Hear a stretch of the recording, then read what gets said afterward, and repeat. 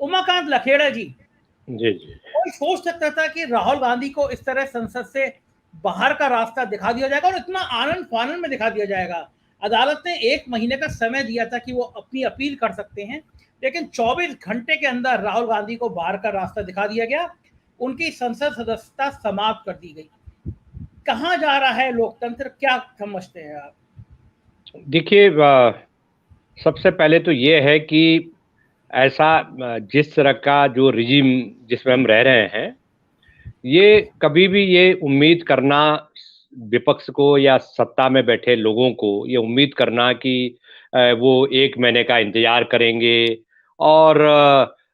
चुप बैठ जाएंगे और ये देखेंगे कि भाई थोड़ा लोक लाज का भी ध्यान रखो, जनता में ऐसा मैसेज नहीं जाना चाहिए कि देखिए हमने राजनीतिक बदले की भावना से कोर्ट के ऑर्डर का भी इंतजार भी नहीं किया और 1 महीने का इंतजार भी नहीं किया। तो ये बेसिकली बुनियादी तौर पर ये था कि किसी भी तरह अपोजिशन 2024 की तैयारी का जो विपक्ष का एक ताना बाना बन रहा है और उसमें जो प्रमुख किरदार के तौर पर जो लोग भी तैयार हो रहे हैं या खड़े हो रहे हैं या सरकार से सवाल पूछ रहे हैं या सरकार को कटघरे में खड़ा कर रहे हैं, उन तमाम लोगों को एक एक करके किस तरह से बाहर किया जाए। और कई मौका लगता है, देखिए कि अब सूरत की कोर्ट ने कल जो फैसला सुनाया उस पर कांग्रेस पार्टी की जो प्रेस कॉन्फ्रेंस कल हुई है, उन्होंने सिलसिलेवार बताया कि किस तरह से पूरा स्क्रिप्टेड किया गया और किस तरह से ये सारी चीजें की गई। और जिसको कहते हैं कि अधिकतम सजा, एक तो ऐसा होता है कि भाई आपने वार्न किया 24 घंटे के लिए, आपने जैसे बाबरी मस्जिद ढहाने के लिए कल्याण सिंह को 24 घंटे के अंदर 24 घंटे के लिए तिहाड़ जेल में बंद कर दिया था। एक तो आपको एक सांकेतिक सजा होती है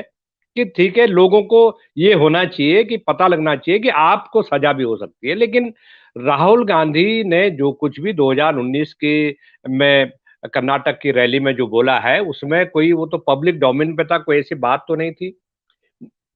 जो उसमें कानूनी दांव पेच है कि जो जो जिन जिन का उन्होंने नाम लिया, उन्होंने किसी ने भी कोई कंटेम्प्ट नहीं किया, कोई केस फाइल नहीं किया। एक थर्ड आदमी जो पॉलिटिकल बैकग्राउंड है, सबसे बड़ी चीज तो ये है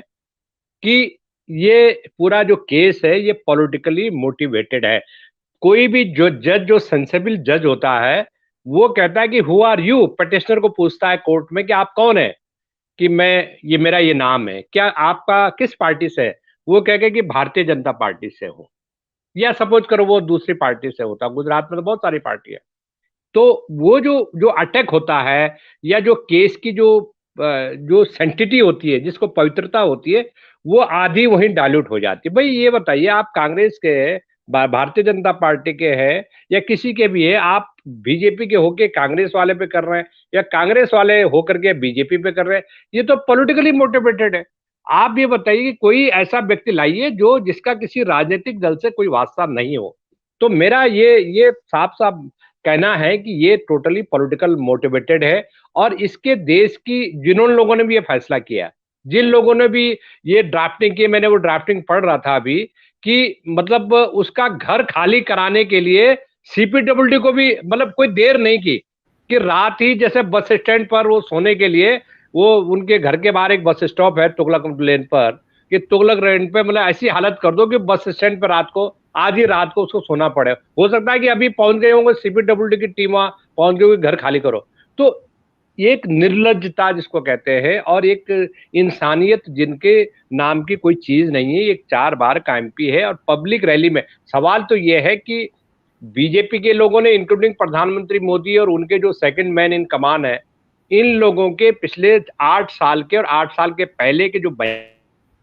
उन बयानों को आप एक पूरी उनके फेहरिस्त बनाइए। क्या क्या एक व्यक्ति के लिए कानून है, एक देश में एक व्यक्ति के लिए कानून है, दूसरे व्यक्ति के लिए कानून नहीं है। हम जब कहते हैं कि देश में कानून सबके लिए बराबर है, तो इससे बड़ा भद्दा मजाक, इससे बड़ी छिछालेदर कुछ नहीं हो सकती है कि इससे बड़ा, मतलब कि आप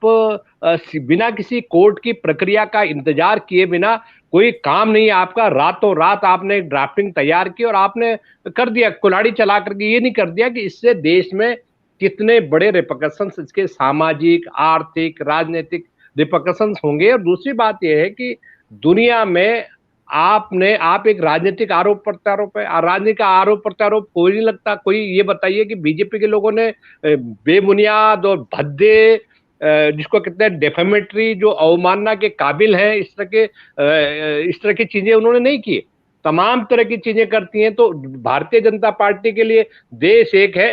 एक एक देश है, एक कानून है, एक संविधान है, एक लोकसभा है, एक राज्यसभा है, और सत्ताधारी पार्टी मोदी जी और उनके सपोर्टर्स के लिए अलग कानून है और विपक्ष के लोगों के लिए अलग कानून है। अगर वो कुछ वायलेट करते हैं तो ये एक बहुत बड़ी शर्मनाक स्थिति है। दूसरी एक छोटी सी बात मैं बताना चाहता हूं कि जो इंस्टीट्यूशंस को, अगर जो जो लोअर कोर्ट का कल जो फैसला आया है, वो बेसिकली जिस जिस तरह से एक स्क्रिप्टेड फैसला है, वो वो उससे साफ जाहिर होता है, जो ये कहते हैं कि भारत में संस्थाओं को खत्म किया जा रहा है। अगर राहुल गांधी ने ब्रिटेन में जाकर के, लंदन में जाकर के ये बोला कि भारत में संस्थाओं को खत्म किया जा रहा है, तो वो बात तो 10वीं बार यहां भी कह चुके हैं, हम 3600 बार कह चुके हैं, आप 3600 बार कह चुके हैं। कोई ऐसा इंडिपेंडेंट थिंकिंग का जर्नलिस्ट नहीं है जो ये कहे कि नहीं, संस्थाओं को तो बड़ा प्रॉस्परस और बड़ा इंडिपेंडेंट बनाया गया है, बड़ा जिसको सार्वभौमिक बनाया गया है, और प्रबल बनाया गया और मजबूत बनाया गया। तो जो ये चीजें हो रही है, ये सीधा सीधा एक सबूत है कि संस्थाओं को आप डिमोलिश कर रहे हैं, संस्थाओं को धाराशाही कर रहे हैं, बोलने की आजादी नहीं है। अगर कोई बोल रहा है तो सवाल ये है कि आप ये बताइए कि जिन मोदी, जो ललित मोदी और क्या क्या मोदियों के उन्होंने नाम लिए थे, उन मोदियों को नहीं पकड़ा आपने, उनको पकड़ के नहीं लाए, उनके बहाने जिन पर आपने आरोप लगाया उनको फौरन सजा दे दी गई। उमाकांत जी, लीजिए अब एक स्टेप आगे हो गया मामला। अभी जब तो चोरसी काम चल रहा था, नाना पटोले कह रहे हैं कि कल से हम इनको डाकू कहेंगे कि ये डाकू हैं। मतलब लड़ाई अब राजनीतिक तौर पे और तेज होती हुई नजर आ रही है। हाँ, देखिए, इसमें दो तीन चीजें बहुत इंपॉर्टेंट हैं। देखिए, होता क्या है कि एक वो होता है ना, जिसको हम इस्तेमाल करते हैं आमतौर पर, कि जोश में होश नहीं खोना है। मुझे लग रहा है कि कांग्रेस पार्टी यानी अपोजिशन पार्टी, जो विपक्षी पार्टी है, उनके लिए भी ये वक्त बहुत परीक्षा की घड़ी है। उनका बहुत बड़ा एग्जाम हो रहा है ये डेमोक्रेसी में, और भारत की डेमोक्रेसी का भी एग्जाम है, भारत के अपोजिशन का भी एग्जाम है, भारत की जुडिशरी, भारत की जो न्यायपालिका है उसका भी एग्जाम है, और भारत के जो इंडिपेंडेंट, जो स्वतंत्रता से सोचने वाले जो निडर पत्रकार हैं और निडर संपादक हैं, बचे खुचे चुनिंदा जो बचे हुए हैं, ये उनका भी एग्जाम। ये जो घड़ी है ये बहुत महत्वपूर्ण है। मैं ये मानता हूं कि ये जो इंडिकेशन है, चाहे वो कर्नाटक में, चाहे वो गुजरात में, चाहे वो दिल्ली में, चाहे वो लंदन में, ये इंडिकेशन है कि जो सच बोलेगा, चाहे वो जर्नलिस्ट हो, चाहे वो वकील हो, चाहे वो जज हो, चाहे वो क्या कहते हैं ब्यूरोक्रेट्स हो, कुछ भी हो, संसद के भीतर, संसद के बाहर, अगर किसी भारत का सिटीजन है, विदेशी सिटीजन, विदेश की धरती पर तो आप कुछ बोल नहीं सकते विदेशी सिटीजन का, लेकिन भारत का नागरिक भारत की धरती पर, और यहां तक कि विदेश की धरती पर भी अगर कोई सच बोलेगा, तो ये जो फैसला हुआ है, इस फैसले का मतलब है कि वो लोग अपना रास्ता देख लें। वो लोग, they are not allowed to live in this country peacefully. Number एक, इससे ये मैसेज गया है। जुडिशरी क्या करती है इस फैसले पर, जो लोकतंत्र पर जो हमला हुआ है, जो अटैक हुआ है, और जिस तरह से मैनिपुलेशन, जो एग्जिस्टिंग कानून है, कानून के किसी एक चीज का इंटरप्रिटेशन करके किस तरह से उसका बेजा इस्तेमाल इस डेमोक्रेसी के वैल्यूज को, इस डेमोक्रेसी की जो बुनियाद है, लोकतंत्र की जो बुनियाद है, सच बोलना, freedom of speech and expression, जो हमारे कॉन्स्टिट्यूशन, संविधान के आर्टिकल 19A की जितनी धाराएं, 1A B C D आप देखेंगे, उसकी धाराओं का क्या होगा? इसका मतलब कि भारत का संविधान बचेगा या नहीं बचेगा? भारत का संविधान एक ढकोसला रह गया है इस घटना के बाद, क्या उसका कोई अस्तित्व है? और भारत की संसद जहां इस तरह का एक फैसला हो रहा है जो तुगलकी फैसला हो रहा है, जिसका कोई संवैधानिक बुनियाद पर नहीं जो टिका हुआ है, क्या उसका कोई सैंक्टिटी है, कोई क्रेडिबिलिटी है, कोई पवित्रता है और कोई उसमें नैतिक बल है? ये भी फैसला होना है। और तीसरा ये है कि इस झूठ को झूठ और सच को सच बताने वाला जो जर्नलिज्म है, जो पत्रकारिता है, जो इंस्टीट्यूशंस हैं, तमाम तरह की जो संस्थाएं हैं, जो इस देश के लोकतंत्र, इस देश के संविधान के प्रतीक के तौर पर, सिंबल के तौर पर स्थापित है, क्या वो संस्थाएं जीवित रहेंगी या नहीं रहेंगी? जो राजनीतिक कार्यकर्ता हैं, पॉलिटिकल फोर्सेस हैं, मैं तो कहूंगा विपक्ष को भी मैं कहूंगा कि विपक्ष के लिए भी ये बहुत बड़ा चैलेंज फेंक दिया गया है। पिछले 8 साल से उनको बांट के, उनको राज करके, और चंद जो कैपिटलिस्ट है, पूंजीपति है,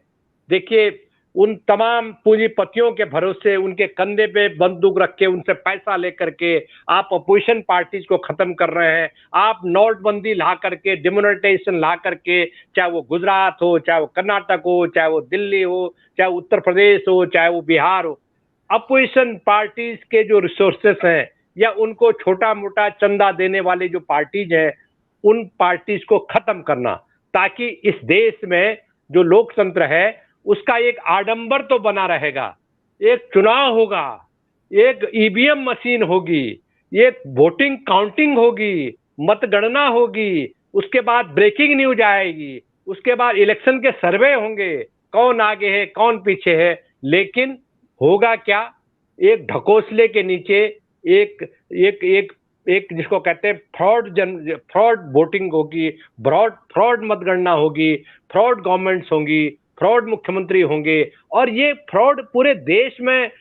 पाताल से लेकर के नीचे से ऊपर तक, जैसे पेड़ की जो जड़ है, जड़ से ऊपर तक, नीचे से ऊपर तक एक पूरा ढकोसला और झूठ का आडंबर रहेगा। जी, तो आप आगे बढ़ाइए चर्चा।